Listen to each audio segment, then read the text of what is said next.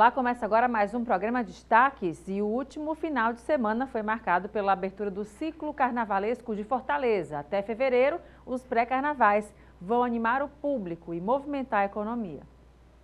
A temporada de pré-carnaval começou oficialmente na Praça do Ferreira com o show do bloco cearense Luxo da Aldeia.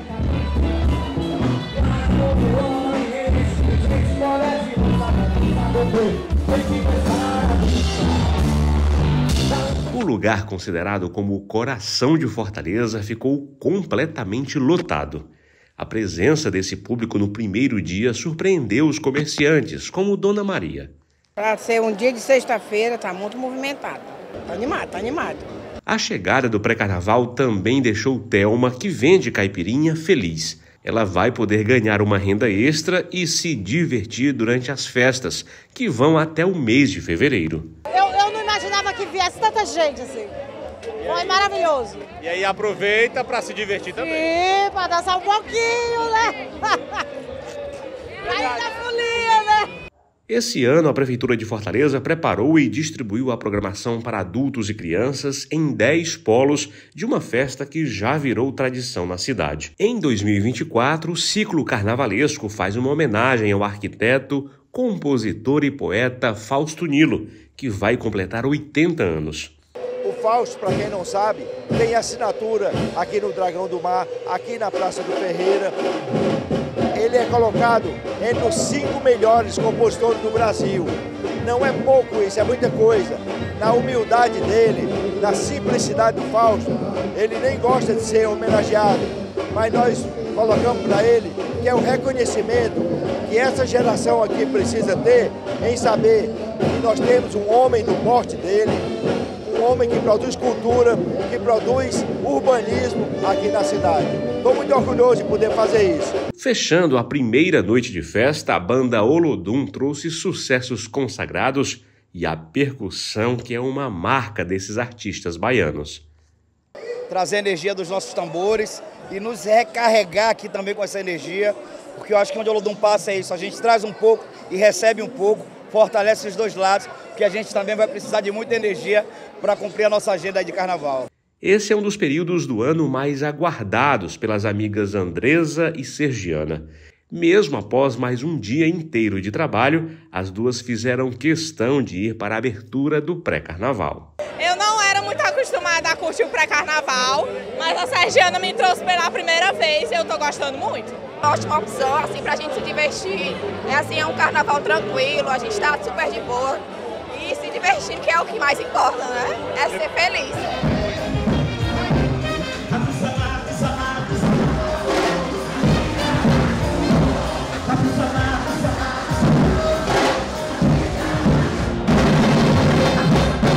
E a gente fala agora sobre as ações de 2023 do Sindicato dos Médicos. O presidente do sindicato, Leonardo Alcântara, deu mais detalhes. Obrigada pela sua presença mais uma vez aqui, falando sobre os trabalhos do sindicato, né? Conta um pouco pra gente como é que foi o ano de 2023, né? Já um balanço desse ano que passou.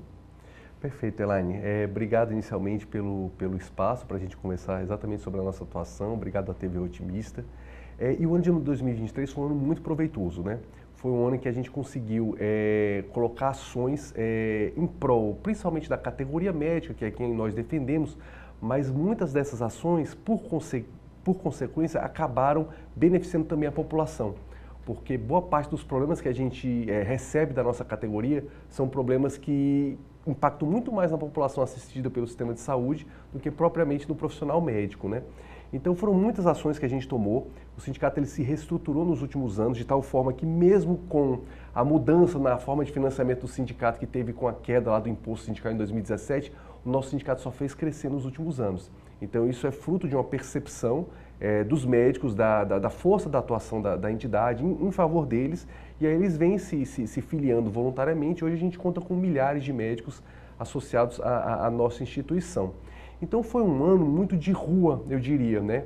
Depois de talvez um ano anterior de muita estruturação, de processos internos, a gente foi muito para a rua. Então há uma demanda dos profissionais médicos para que o sindicato que os representa se faça presente nos locais de trabalho, né, no posto de saúde, nos hospitais, nas UPAs principalmente, que são locais de muita tensão, digamos assim, de muito estresse no trabalho. Então é isso que a gente fez. A gente, através de uma atuação forte da diretoria, forte do setor jurídico, a gente foi muito para a rua. Para toda a demanda que chegava para a gente ia na rua, via o problema, detectava para que a gente pudesse atuar para solucionar aquela demanda. Então foi um ano extremamente proveitoso para a gente. E vocês também trabalharam com ações sociais, ações voltadas para a comunidade também? Como é que foi esse olhar também?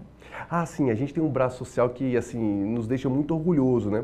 É um braço exatamente de assistência. A gente procura comunidades e o legal desse braço é que o sindicato não atua sozinho. O sindicato tem um braço chamado Sindicato Estudantil, que é formado por estudantes de medicina, e nesse braço social, além da gente prover profissionais para assistência à população, a gente normalmente, durante um dia inteiro, é uma ação social mesmo. A gente faz atendimentos médicos, atendimentos dermatológicos, faz exames, faz atendimentos até de outros profissionais, como fisioterapeutas, massoterapeutas, e a gente atua numa população carente, normalmente em escolas de bairro. E junto dos médicos também tem os estudantes de medicina, que dentro daquele cenário eles acabam sendo um cenário também de aprendizado.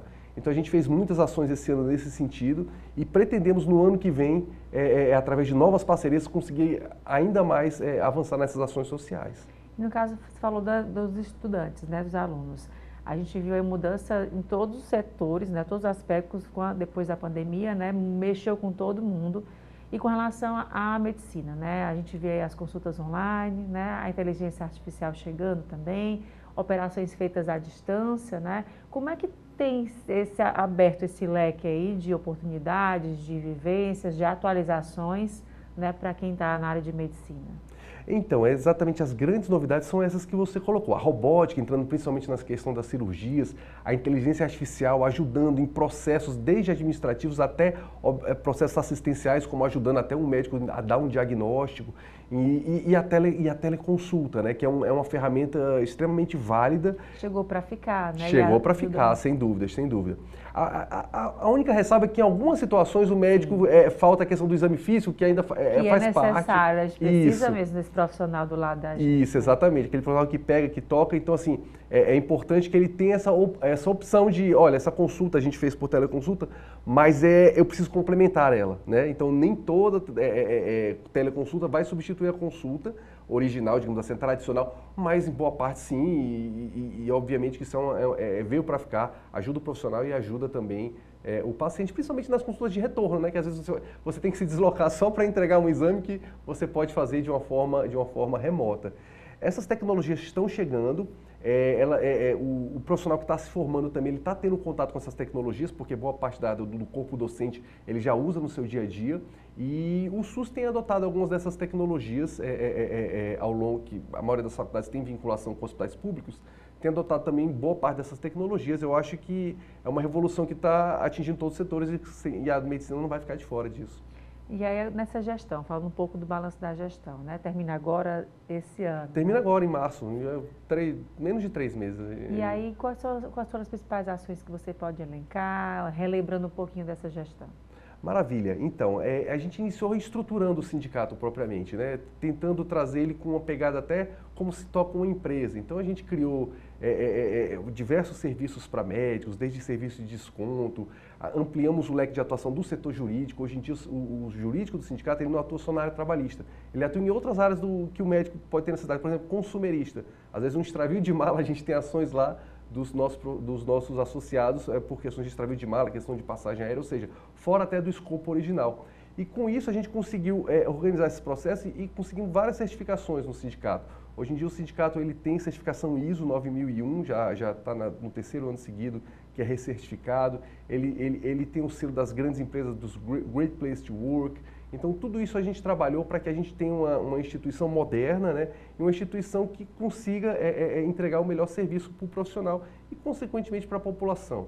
Porque a grande maioria das reclamações que chegam a mim, de cada reclamação trabalhista que eu tenho, que atrasou um salário ou um vínculo trabalhista é ruim, eu tenho 4 de estrutura de saúde. Que está faltando isso, está faltando aquilo outro, e o médico não tem condição de trabalhar, ou seja, não tem condição de atender a população por uma falta na estrutura. Então, quando a gente trabalha focando no profissional, a gente entende que a gente também consegue ajudar a população. Nesse caso, agora olhando um pouquinho para 2024, agora até março, né? Quais são as ações que estão já se mostrando presentes? Como é que está sendo a programação desse ano? A programação desse ano ela é uma intensificação, eu diria, né, das ações anteriores. A gente consegue atualmente, com uma estrutura maior, de mais profissionais, consegue estar em mais locais ao mesmo tempo no Ceará. Importante lembrar que a atuação é no Ceará inteiro, então a gente tem que cobrir toda essa área. E a gente tem conseguido isso com uma atuação maior da diretoria e também dos nossos colaboradores. Inclusive, ano passado, a gente acabou colocando uma sede também em Juazeiro por conta disso. E há planos ainda não fechados de talvez ter uma sede também em Sobral. Então, a gente só tinha uma sede em Fortaleza. Ano passado, já colocamos em Juazeiro exatamente para intensificar nossa atuação no Cariri. E provavelmente a região norte deve ser a próxima contemplada como uma regional nossa. Tá, joia. Então, muito obrigada mais uma vez. Até a próxima oportunidade. Obrigado, Elaine. Obrigado mais uma vez à TV Otimista. E o início do ano é marcado pela resolução de problemas, pendências e quitação de dívidas. E nada melhor para os empreendedores do que começar o ano com a contabilidade do seu negócio em ordem. Sobre esse assunto eu converso com o contador Samuel Lima, que também é docente da Estácio Ceará. Obrigada, Samuel, pela sua presença.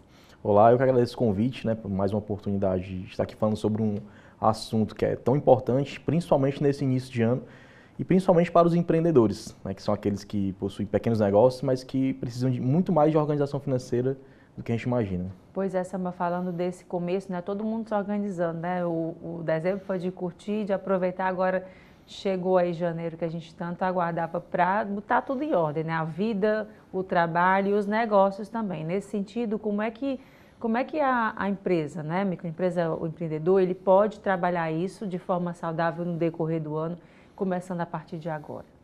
O ideal é o planejamento ser feito antes do ano iniciar.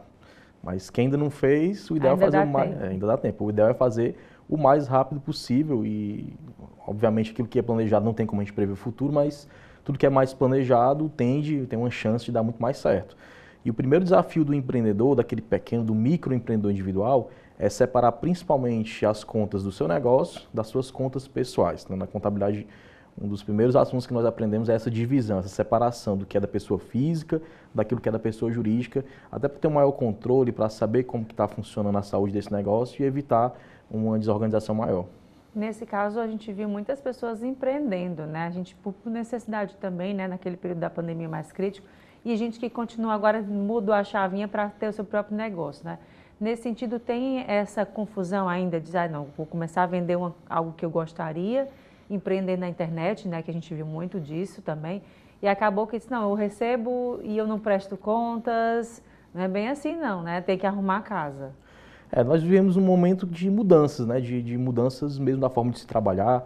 Se olharmos para 20 anos atrás, a forma de se trabalhar era muito diferente, Hoje existe o trabalho home office, o trabalho à distância, nós temos a tecnologia também que é um importante aliado para esses empreendedores, venda pela internet, a comunicação com o cliente mudou, a forma de se vender mudou e tem muito mais gente disposta a arriscar a própria pele do que nós tínhamos antes. Antes era mais cômodo a gente ficar ali como empregado, ter aquele salário garantido no final do mês. Hoje temos pessoas mais dispostas a arriscar ou mesmo de formar uma renda extra. E o mais importante é manter essa organização para você não se perder e não acabar utilizando o seu dinheiro pessoal e colocar, digamos assim, pelo ralo em um negócio que pode não dar certo. Então, o primeiro passo é você se organizar, é você entender o que você está vendendo, para quem você está vendendo. Muitas vezes o produto pode ser muito interessante para você, mas para quem você está vendendo não tem um público-alvo, É aquela história, não dá para a gente abrir uma empresa de venda de casaco de pele aqui no Ceará. Então, a gente tem que entender que existe um público-alvo, tem que fazer pesquisa de mercado, entender como é que funciona o mercado que você vai atuar antes de você utilizar seu dinheiro, fazer esse investimento e começar a correr esse risco. E a gente tem aí também, às vezes as pessoas abrem o seu próprio negócio e não demora nem 5 anos, já acabam fechando em seguida. Esse olhar de gestão, esse olhar que precisa ter, Você acredita que as pessoas estão começando a ter mais ou ainda está caminhando e a pessoa acaba assim, poxa vida, é tanta coisa, porque tem imposto, tem tanta coisa para você documentar, além do seu sonho, que às vezes a pessoa acaba desistindo. Existem muitas dificuldades, mas a gente tem que entender também que hoje o empreendedor ele tem muito mais acesso à informação. Então, a forma de se capacitar hoje está muito mais fácil do que alguns anos atrás. A gente tem muito mais acesso, a gente tem um mundo na internet, não só escrito, mas também em vídeo, que a gente consegue buscar muita informação. Tem que saber filtrar o que é uma boa informação do que é uma má informação, mas hoje o empreendedor tem muito mais condições. O problema é que as pessoas também estão muito mais imediatistas. Querem lá ver o resultado no primeiro mês, no segundo mês, não sabem maturar aquele negócio, não entendem que existe um tempo para que ele possa se estabilizar e acabam desistindo muito fácil. Mas o principal é você manter essa organização e você documentar. Tudo que você fizer no seu negócio, você tem que documentar as entradas, as saídas, tem que registrar e tem que manter um mínimo de organização e existem ferramentas para isso. E aí, nesse caso também a questão dos impostos, né? A gente acha que as pessoas não vou vender o que eu gosto na minha venda internet e eu não preciso pagar nada, né? Nem prestar contas, imposto de renda, os impostos, enfim. Mas não é bem assim, né? Isso. Quando você começa como microempreendedor individual, ainda é algo muito simples. Você paga basicamente uma taxa de 5% do salário mínimo como contribuição previdenciária, mais R$1 de ISS, se você for, R$1 de ICMS se você for vender mercadorias e R$5 de ISS se você for prestar serviço, e é aquilo. Mas existe uma limitação de faturamento, existe limitação de contratação de pessoas, existem alguns limites para você ser um MEI. Então o ideal é você buscar assessoria contábil. Se você não tiver condição de pagar um contador, você busca assessoria no Sebrae, você pode procurar inclusive a Estácio, que tem os NAFs, que podem auxiliar também nesse percurso. O ideal é você buscar informação e para evitar um problema maior. Né? Quando você procura um atalho, você acaba se enforcando e tendo um problema muito maior lá na frente. Porque o fisco, assim como a tecnologia ajuda o empreendedor, o fisco, a Receita Federal, a Cefaz, a Cefim, eles também têm um acesso muito mais rápido às informações financeiras dos contribuintes. Então, quando você tenta, de certa forma, buscar um atalho ou tentar fugir dessas obrigações tributárias, você pode arrumar um problema maior mais na frente. E aí, nesse caso, assim, também a gente vê agora a do microempreendedor individual, né? Aquela taxa que às vezes você esquece de pagar, né? Se não estou usando sempre, deixa de pagar, não está emitindo nota, mas tudo isso também tem que estar de olho, né? E principalmente procurar profissionais de confiança, né? Para poder tirar essas dúvidas. Exatamente. No caso da taxa do MEI, ela é obrigatória mesmo que você não venda. É uma taxa muito pequena, você pode faturar até R$81 mil ao ano, então é uma taxa que se você colocar em percentual ela fica muito baixo comparado a outros regimes tributários, né? Não existe nenhum no mundo que seja tão barato como o regime do MEI, mas em compensação você tem que pagar ela independentemente de faturar ou não, mas tem um benefício. Enquanto você está pagando, você está assegurado na Previdência, está contando para a sua aposentadoria, se você sofrer um acidente, se você ficar doente, tem acesso a benefício previdenciário. No caso da mulher, se ela engravidar quando o bebê nascer, vai ter direito à licença maternidade, ao salário maternidade. Então é importante que você tenha essa contribuição, que é mais barato do que o que o empregado paga. Então tem acesso a isso, mas tem que tomar cuidado também com os limites. Nem todo mundo pode ser MEI, nem todas as atividades, nem todo o nível de faturamento. Se você quiser contratar 2 empregados, por exemplo, já não pode mais ser do MEI, tem que ir para outro regime. Então tem que tomar cuidado para você não tentar ludibriar a legislação, ludibriar a fiscalização e acabar tendo um problema. Existe um problema muito comum, que é no caso das vendas no cartão de crédito e no Pix. Porque hoje a Cefaz ela tem acesso imediato a essas informações. As operadoras e os bancos enviam o valor dessas vendas no cartão e no Pix para a Cefaz e comparam com o que o contribuinte, no caso o empresário, ele declara de faturamento ou, no caso do MEI, ao seu limite. Então é muito comum você abrir um CNPJ na condição de MEI e para fugir desse limite, para ludibriar esse limite, para ultrapassar esse limite, comprar uma maquineta na pessoa física ou ficar recebendo o Pix na pessoa física. Só que a Cefaz, a Receita Federal, tem acesso a essa informação em tempo real. Então o que ela faz? Ela glosa a informação da pessoa física e coloca como se fosse o faturamento do MEI e você acaba estourando o faturamento. Então não adianta você querer abrir um CNPJ e já saber que vai ultrapassar esse limite de faturamento, que é uma média de R$ 6.500 por mês. Não adianta você querer utilizar algum artifício para burlar esse limite, sendo que mais na frente você vai ter um maior problema, vai ter o desenquadramento retroativo, vai ter que pagar toda a diferença que você não pagou. Então é melhor você já começar do jeito certo e buscar a orientação de um profissional habilitado. E informação adequada, né? Porque às vezes você procura informações na internet desencontradas, né? Acaba caindo também, acreditando em informações que são falsas, né? Ou em golpes também, né? Diz assim, eu resolvo para você, e acaba você passando suas informações valiosas para alguém que pode dar um golpe. Então, assim, é sempre bom procurar um profissional adequado nesse sentido, né? Exatamente. Tem que tomar cuidado com golpes no e-mail. A Receita Federal não manda nenhum comunicado via e-mail. Tudo é na caixa de entrada do portal eletrônico da Receita. Então, se ela mandar um comunicado, clique aqui ou abre esse determinado anexo, tem que tomar muito cuidado, que provavelmente alguém querendo roubar os seus dados, querendo hackear o seu computador, o seu celular e acessar os seus dados bancários. SMS também é muito comum, envia um SMS, clica aqui, você tem um dinheiro a receber, você tem uma restituição a receber de imposto de renda, isso é muito comum, principalmente quando chega na época da declaração. Já está pertinho, já né? Tá pertinho, já é logo, né? Exatamente. E nesse sentido também é interessante já preparar a documentação para declarar, sabendo que está chegando aí o leão? Quem já tem o costume de fazer a declaração já sabe como é que funciona, já tem um contador ali que orienta, mas é sempre bom durante o ano você manter essa organização e não deixar aquele recibo de médico, de dentista, que você tem durante o ano, que fazer essa coleta, não deixar para pegar agora, porque pode ser que o médico não tenha mais o recibo, pode ser que ele não lembre quando foi feito. Então o ideal é você pegar o recibo e já guardar na documentação durante o ano.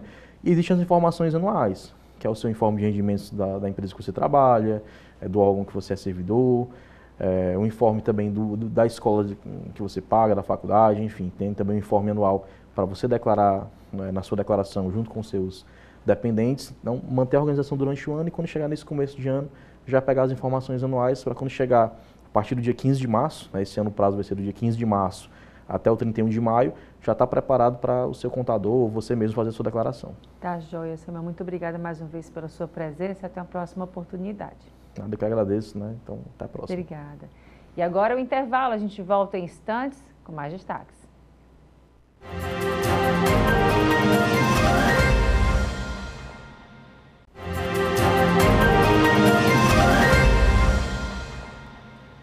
Em referência na assistência a crianças e adolescentes com câncer, a Associação Peter Pan mobiliza Fortaleza para o Dia do Desapego amanhã. A iniciativa busca arrecadar fundos para manter e, se possível, ampliar o apoio às famílias e aos pacientes que lutam contra a doença. A entrada no hospital faz parte da rotina de mãe e filho. Natália descobriu que Yuri estava com câncer em 2021. Desde então, o garoto é atendido no Centro Pediátrico do Câncer, o hospital da Associação Peter Pan. O apoio encontrado aqui, clínico e logístico, é fundamental para tratar a doença, principalmente para eles, que são de Viçosa do Ceará, a mais de 350 quilômetros de Fortaleza. Aqui a gente é bem atendida, a gente é bem acolhida e é ótimo o atendimento. Por ele passava o dia todinho aqui com as meninas. Ele vai, ele brinca, ele se diverte bastante. É até difícil levar ele para o consultório médico, sempre querendo estar brincando com elas, as meninas da associação.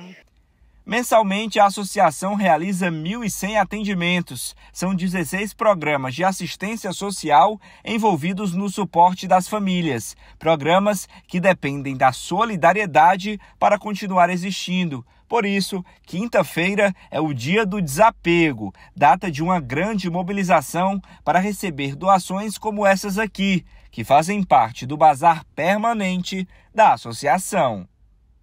Roupas, sapatos, acessórios, brinquedos, móveis, eletroeletrônicos com pequenos defeitos, itens para reciclagem como tampinhas, alimentos não perecíveis. Tudo isso aqui na Associação Peter Pan a gente reverte em recurso para continuar o trabalho e continuar mantendo os 16 programas sociais que a gente realiza. Então, tudo que vem de doação para a gente, de alguma forma, é revertido em benefício para as crianças e para os seus familiares. Então, tanto no dia do desapego, que é dia 18, como ao longo do ano, as pessoas podem continuar doando aqui para a associação. Vai ser aqui, neste trecho da Rua Alberto Montezuma, onde ocorrerá a entrega das doações do Dia do Desapego da Associação Peter Pan. A solidariedade vai chegar em formato drive-thru, dando agilidade às entregas para, assim, receber mais doações e, dessa forma, ajudar mais famílias que enfrentam o câncer diariamente em todo o estado. As doações, especialmente das roupas e dos brinquedos, definem a realidade do ano na associação. E é essa realidade que ajuda a moldar a rotina de crianças e de adolescentes em tratamento contra o câncer. Nós aguardamos todos vocês no dia 18 de janeiro, aqui na sede da Associação Peter Pan, na Rua Alberto Montezuma, número 350, no Vila União, aqui pertinho do Hospital Albert Sabin, do lado do Centro Pediátrico do Câncer, conhecer um pouco da associação, Toda a nossa equipe vai estar montada na frente da associação em sistema drive-thru. Então, você pode vir de carro, de moto, de Uber, do jeito que você puder. Toda doação é muito importante, não existe quantidade nem valor. Tudo que a gente receber, a gente é muito grato, né? E toda a nossa equipe vai estar recebendo vocês. É rapidinho, a gente recebe, a pessoa nem desce do carro. E a pessoa ainda vai receber aí um mimozinho, um agradecimento, uma lembrancinha da Peter Pan, como forma de agradecimento pelas doações. E quem não puder vir, pode doar ao longo do ano inteiro, vindo aqui em outro momento, ou entrando em contato conosco para aqueles itens de maior volume, que às vezes a pessoa não tem como vir deixar, a vida é muito corrida, a gente não tem tempo. Liga para a gente no 4008-4109 e a gente também agenda a coleta da sua doação.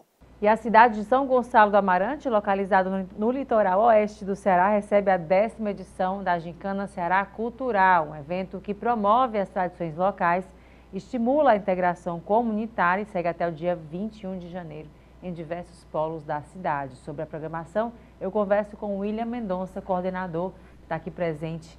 Obrigada, William, pela sua presença. Eu que agradeço o espaço. A gente falando aí da gincana, conversando de bastidor, né? Eu fiquei empolgada já do que você contou, mas conta para quem está assistindo, como é que foi pensado isso tudo? Já faz um tempo que vocês fazem isso, né? A gincana é um projeto de arte e educação que tem uma fusão de linguagens artísticas e que tem a comunidade realmente como protagonista.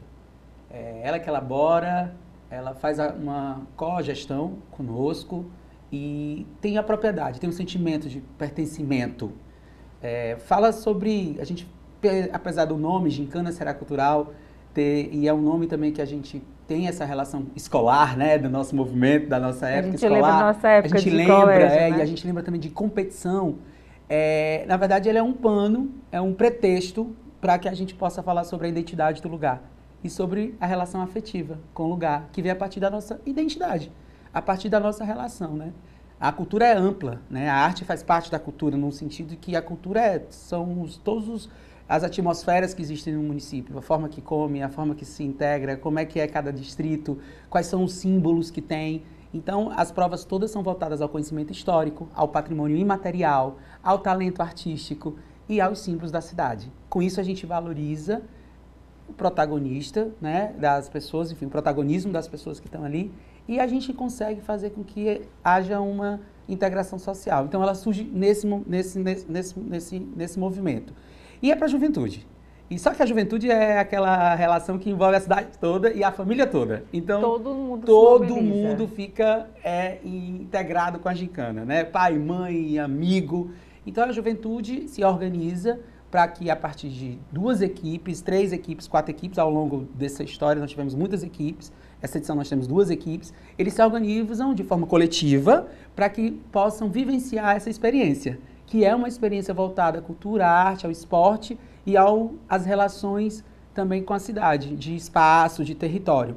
É muito divertido, são muitas ações e muitos núcleos que envolvem. Também a gente tem uma parte de ação formativa, que instrumentaliza esses jovens. Acontece nas férias, porque eles ocupam as escolas de uma forma, de forma muito incrível em termos de gestão, porque eles ocupam essas escolas para poderem pensar e na fruição e na difusão. É muito sério, apesar de ser uma brincadeira, amiga, é muito sério, assim como e nós temos também uma organização e eles disputam, que tem uma premiação, mas o mais interessante que a gente vem ao longo dos anos reconhecendo é a relação que eles têm sobre a humanidade e sobre a própria cidade deles. E aí a gente estava até conversando aqui antes para tentar, né, você me explicando como é que era, e eu achava assim, poxa, são 15 pessoas participando.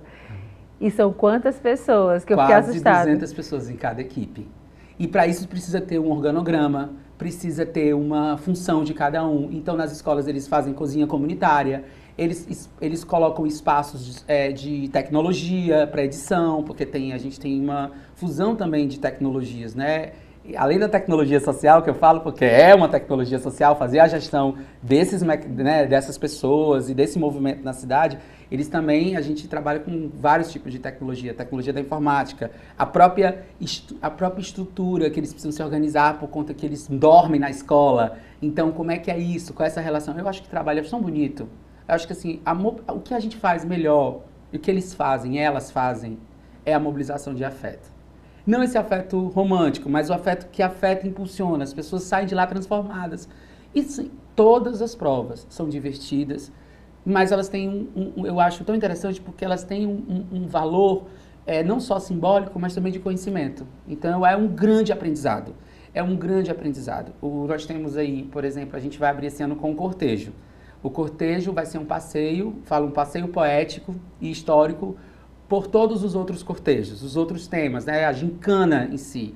Então, nós estamos falando aí de produção de cenário, de figurino, de adereço, de carro alegórico. Então, é uma disciplina. E a cidade toda aplaude, porque é importante a gente ocupar a cidade, essas ruas, de uma forma tão criativa, e tão singela, e tão dedicada à sua própria história. E nós estamos falando aí de adolescentes e jovens que estão aí no curso da formação, né, de caráter e educacional, e a gente vê um projeto estruturante para a cidade, onde as pessoas de A a Z sabem da importância e qual é o legado que a gente quer deixar, que é fazer com que as pessoas também se reconheçam aí. Pois é, para além da gincana, né, que é uma mobilização legal também divertida, acredito que a questão do pertencimento, né, da pessoa se sentir pertencente àquele local onde mora. Né? Muitas vezes a gente vê, pelo contrário, como se fala, né, aqui no estado do Ceará, mas a gente não tem história, a gente não consegue preservar, né? A gente vê casas lindíssimas sendo derrubadas, a gente vê a nossa história não sendo contada, né? Tem coisas e causos que a gente não tem quem conte para a gente, porque a gente não tem acesso. O pertencimento, né? É verdade. Acredito que utilizar isso também ajuda essas pessoas, os jovens, a criar esse pertencimento. Essa terra aqui é minha, eu moro aqui, faço parte dela, preciso cuidar dela. Né? E ocupar, né? A gente pensa assim, é importante saber que o material, ele tem uma importância em termos de alicerce, mas o que sustenta e mantém é o imaterial. São os nossos valores, a forma que a gente ocupa a cidade, a forma que a gente lida com a relação com, por exemplo, aqui em Fortaleza, com o centro da cidade. A gente precisa ocupar o centro à noite, a gente precisa entender que essa relação que a gente tem ela tem que ser mais profunda e mais próxima, que é isso que tem que dar sentido ao pertencimento. E, amiga, assim, se a gente não tiver, né, história, se a gente não fortalecer o nosso passado, o que faz o patrimônio que nós temos é o imaterial, concordas? Sim, com Porque certeza. a gente precisa, não estou desvalorizando o material não, pelo contrário, ele precisa ser preservado, mas a gente só vai dar importância se a gente tiver conhecimento. Eu falo assim, que é uma coisa inclusive que tem a ver com a gincana, só o conhecimento liberta, porque ele gera o poder crítico e criativo. E ninguém tira da gente. E ninguém tira, porque é seu, é o seu tesouro. Então, a importância que a gente tem para um casarão do centro da cidade, ele só vai ter essa importância se ele tiver a importância afetiva. Não é verdade? É verdade. A gente tem um pedaço de madeira. Se aquela madeira fizer parte da nossa história, da nossa humanidade, ela vai ter um valor simbólico incalculável. E das pessoas que fizeram história. E das né? pessoas que fizeram história. A gente não conhece, é isso. Né? Então, o material ele só tem sentido, ao meu ver, se tivermos a relação com a ancestralidade, tivermos relação com o social e tivermos uma consciência política e social. Porque aí a gente consegue, que é isso que a gente fala muito na gincana. Qual é a sua consciência política? Eu não estou falando partidária, estou falando política. Qual é a sua consciência política social? Por que a gente resolve fazer nós falamos das pautas afirmativas nas provas. Sobre gênero, sobre raça, sobre etnia, sobre igualdade, sobre equidade. Por que a gente precisa falar isso? Então é importante. Então todos os temas, até o do baile, eles são tratados assim. Por exemplo, esse ano o baile traz um tema que é qual a importância da arte na sociedade. A gente passou pela pandemia, né? Estamos ainda em vários processos pandêmicos, eu estou dizendo assim no sentido, né, do que a Organização Mundial de Saúde fala, mas a gente sabe que a gente está em outras pandemias, então a gente precisa entender qual é o papel disso, né, para a saúde mental e tudo. Então assim, são conexões, a gente procura e elabora uma série de atividades e ações para o pensamento, para a gente poder evoluir. E a gente sabe o quanto que a saúde, a nossa saúde, né, foi salva, a nossa vida foi salva pela arte, né, nesse período mais crítico, né, que foi o que a gente fez a gente respirar, ouvir uma música, né, ver um filme, assistir uma peça, nem que seja remota, mas né, acompanhar, enfim. Isso é saúde mental, quanto né? ela ajudou. É, né? Saúde mental, eu falo assim, tudo é cultura, né? Escovar os dentes é cultural, se você pensar. Sim. Então a cultura, ela interage e passa assim por todos os outros setores, né? Que é importante que a gente... E uma coisa que eu queria destacar dessa questão nós fizemos à época a gincana online. E eu, inclusive, estava extremamente, assim, desacreditado, assim. Acho que por um processo todo do planeta. Foi um sucesso, porque a gente se reinventa. E aí, quando a gente tem que se reinventar dentro da base, que é a criatividade, flui mais. Então, assim, também foi um sucesso a edição online. Nós gravamos algumas coisas, muitas... Então, assim, olhando hoje, né, até trazendo assim para a pauta, porque nós estamos falando de 10 anos, a gente acaba aqui nas nossas pautas revisitando a própria pauta da gincana, assim. É importante dizer que um projeto ele é sustentável, no sentido não só economicamente, mas também em termos simbólicos, quando ele passa pelo que passamos nesses 10 anos. E, assim, eu falo assim, gente, é um presente e é um patrimônio da cidade.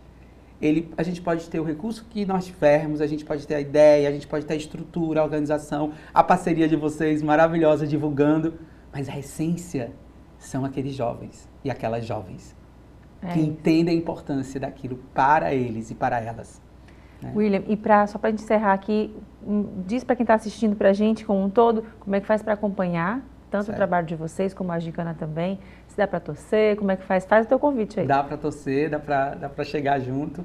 Acompanhando nas nossas redes sociais, @gincana Ceará Cultural, dá para em várias ações onde o público, a comunidade em geral pode se fazer presente, porque tem provas, até as provas mesmo, as 24 horas de provas, tem momentos que elas são na praça e elas são divulgadas. Então, tudo você encontra nas redes sociais.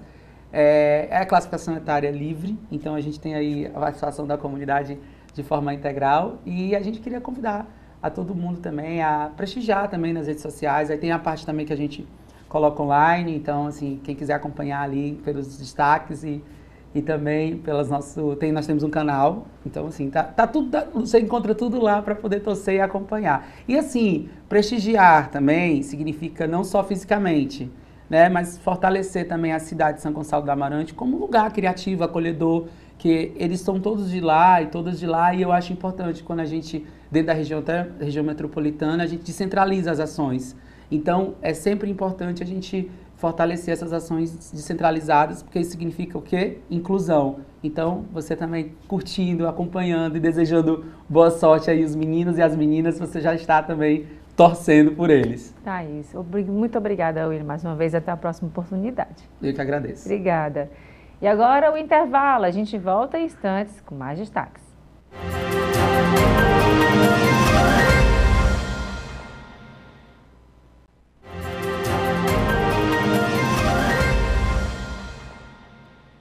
E o Centro Universitário Unifanor realiza o projeto Práticas, que começou nesta quarta nos campi da Bezerra de Menezes, Dunas e localizados aqui em Fortaleza. Sobre esse assunto eu conversei com Yuri Gomes, pró-reitor dos cursos de graduação do Unifanor Widen.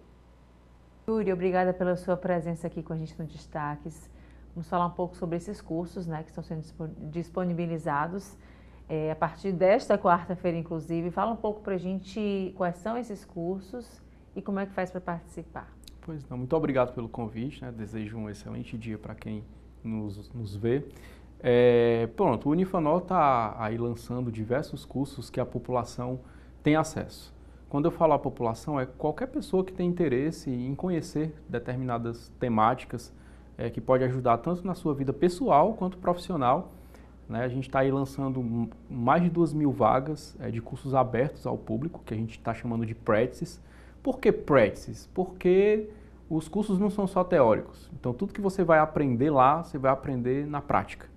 Então, se você tem interesse em várias áreas do conhecimento, você vai aprender e vai praticar aquilo que você está visualizando e vendo nesses cursos.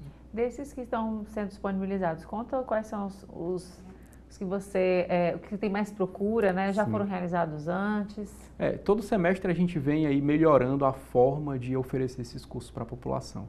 A gente já ofereceu um que a gente chama de cursos de férias, mas a gente mudou agora para algo bem inovador, né? Por exemplo, a gente vai ter alguns na gastronomia que está tendo muita procura, né? Quem que não gosta de comer bem, né? Então, esse da gastronomia a gente vai ensinar a fazer pratinhos gourmet. Olha né, só, com coisas acessíveis. o nosso pratinho. Exatamente, o nosso pratinho, mas de uma maneira mais aí bem acabada, né, que tem uma apresentação e um sabor diferenciado, mas utilizando a base do pratinho, do nosso pratinho. Precisa ter algum pré-requisito para fazer esses cursos? Absolutamente nenhum. Ele é aberto ao público, né, sem nenhum tipo de pré-requisito, sem preconceito, sem classe social, sem absolutamente nada. É aberto à população que deseja conhecer mais. São gratuitos? Gratuitos, né? A inscrição pode ser feita, acredito que a gente consiga colocar o link, né, da inscrição. São gratuitos, abertos ao público. Tanto os nossos alunos vão participar, porque é o seguinte, é importante salientar que a gente vai ter cursos voltados, veja, para todo tipo de maturidade de conhecimento, né? Desde pessoas que não têm maturidade acadêmica, o que é natural, não é? Que não tem curso superior, mas a gente vai ter também cursos para pessoas que querem uma maturidade acadêmica melhor. Como é que ela vai saber disso? Na inscrição ela vai ter acesso, né, a esse tipo de conteúdo para que ela consiga se inscrever, que essas pessoas consigam se inscrever e tenham aquilo que a gente deseja, que é melhorar o seu conhecimento. E muitas vezes é a porta de entrada para muitas pessoas, né? Assim, para ter esse, digamos, é a porta que abre de fato para o conhecimento, né? Onde ela inicia, é convidada a participar. É verdade. Né? Inclusive, a educação, na verdade, a gente escuta isso desde os nossos familiares, né? Mas a educação é o único bem que ninguém tira da gente. E se a gente quer mudar a realidade social de tanta gente, de tantas pessoas que estão em situação de vulnerabilidade, a porta mais acessível ainda é a educação. Então, talvez esse seja o start que algumas pessoas precisem para conhecer que é possível entrar numa graduação e que sua vida pode ser transformada através da educação. Tem muita gente que está buscando outros áreas, assim, já fazendo, eu trabalhei a vida inteira numa área, eu vou começar a ir para essa outra área.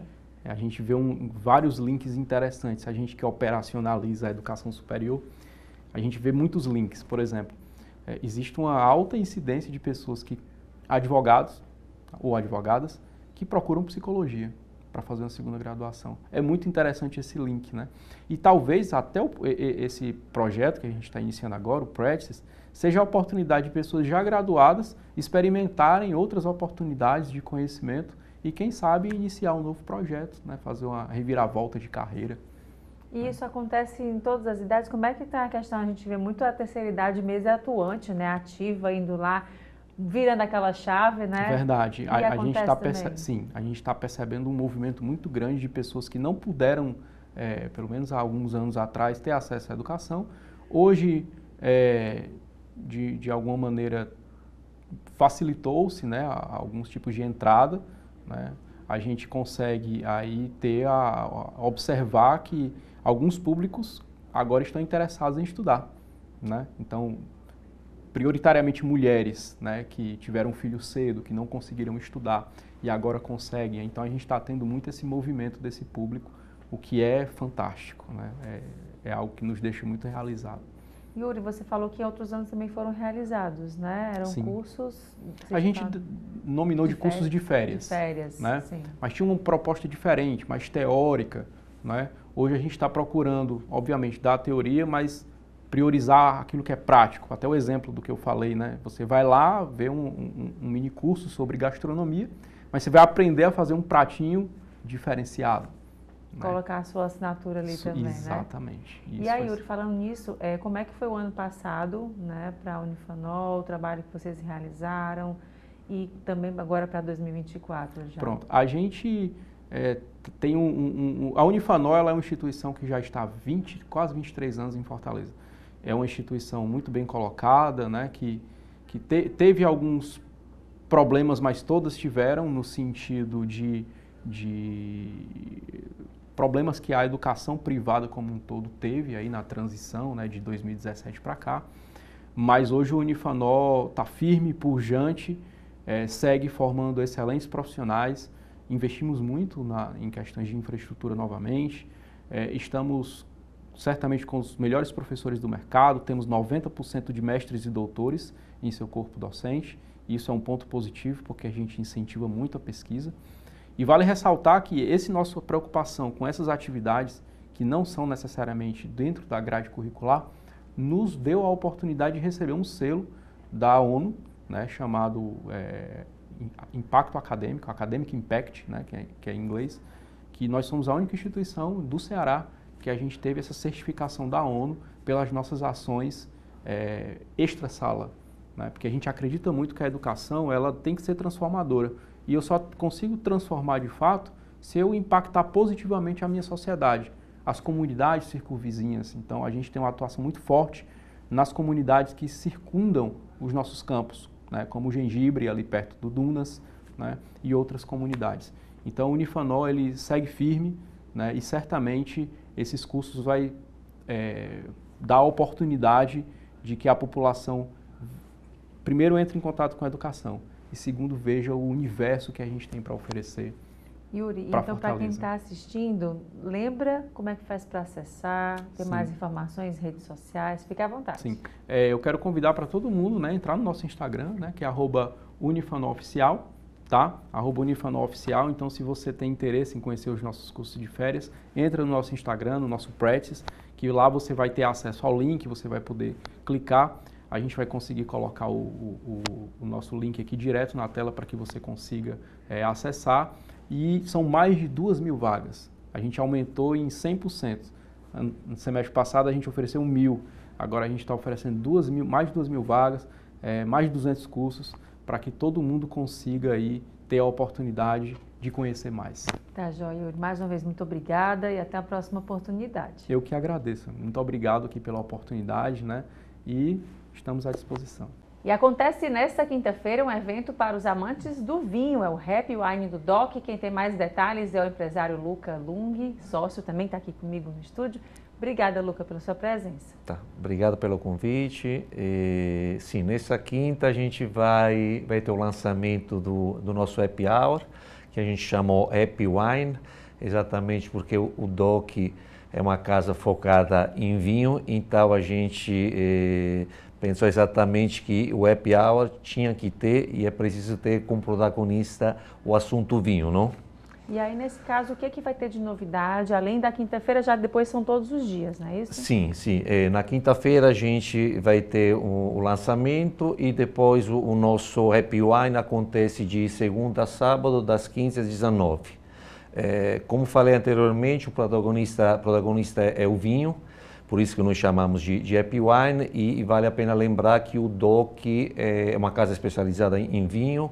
Nós temos 5 máquinas importadas da Itália que faz serviço de vinho. A gente consegue servir 40 rótulos praticamente em taça, então é algo que Fortaleza não tinha e a gente trouxe como novidade. Além de uma carta de vinho muito extensa também e profissionais da área especializada em vinhos. E nesse caso, assim, como é que tem sido a receptividade, né, na casa dos cearenses, dos fortalezenses, sobretudo aqui, para quem gosta de vinho? Sim, eu diria muito alta. Muito alta, eu acho que é algo que eles estavam esperando. A gente sentiu o mercado realmente que chamava atenção nesse sentido. Hoje em dia sempre aumenta o interesse para o mundo do vinho, e daí nós pensamos exatamente essa casa que abraça a enogastronomia. Então, a importância do vinho a gente trata tanto como a gastronomia, não? E em relação ao nosso Happy Hour, a gente teve a mesma preocupação. Então, ser um happy wine, então assim, diferente do que nós temos em Fortaleza, normalmente nos happy hours, vamos dizer, mais locais, é mais pensado em drinks, é mais pensado em cerveja ou algo do tipo. A gente, lógico, vai ter isso, mas o nosso foco realmente é em vinho, porque nós temos esse serviço em taça, como falei, uns 40 rótulos. Temos a novidade da champanheria, então a gente nesse horário, além dos vinhos tinto, vinho branco e vinho rosé, a gente tem possibilidade de servir em taça, que se torna bem prático. Também vários tipos de espumantes e champanhe. Então a gente tem essa novidade da champanheria, e ao mesmo tempo também a gente pensou um repertório musical diferente para o momento. A gente vai ter um momento de jazz, um jazz um pouquinho mais ritmado nesse horário do Happy Hour, e também todos os clientes vão receber na chegada, além da nossa hospitalidade, também um mimo da casa, que é algo em relação a uma entradinha gastronômica que nós pensamos para eles. E com relação aos sabores, né? Quais Sim. são os vinhos que têm mais saída na casa? Os vinhos, hoje ainda o vinho tinto é o que a gente vende bem mais. Vende bem mais, mas apesar disso está subindo muito a cultura do vinho branco, do vinho rosé e das borbulhas, que são os espumantes e champanhe, exatamente porque a gente tenta espalhar essa cultura também, pois o clima daqui, se a gente parar para pensar, realmente um vinho mais refrescante, um pouquinho com a temperatura mais baixa e tudo, combina bastante, não? Então, daí vai os vinhos brancos, espumante ou algo do tipo. Joia, Luca. Então, deixa seu convite para quem está assistindo para poder também aproveitar. Eu convido todo mundo a nosso Happy Hour, que é o Happy Wine, que acontece de segunda a sábado, das 15 às 19. Realmente a gente pensou algo diferente para todos vocês, algo bem em harmonia com a casa. Com certeza irão gostar. Espero todos vocês. Tá, Joia. Muito obrigada mais uma vez. Obrigado até uma próxima oportunidade. Obrigada. E o Destaques fica por aqui. Obrigada pela sua companhia. Até o próximo programa.